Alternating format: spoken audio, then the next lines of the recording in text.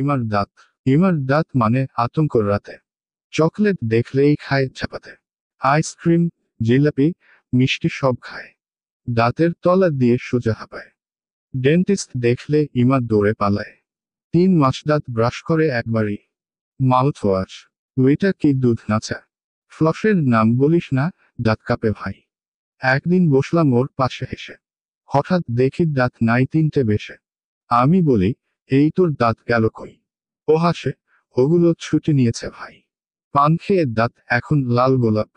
হাসলেই দেখি দাঁতের ভেতর কবুতর চলাচল স্তরবিন্যাস। ও বলে, দাঁতের উপর দিয়ে আর্ট করেছি। আমি বলি, ওটা দাঁত না, স্টার্টআপে বিনিয়োগ করেছিস। বিয়ের পাত্র দেখে ভয়ে দম ফেলে না। বলছে, এই দাঁত নকল, যেন কেউ বুঝতে না। পাত্র হাসে, ছবি তোলে, পোস্ট দেয় সাথে।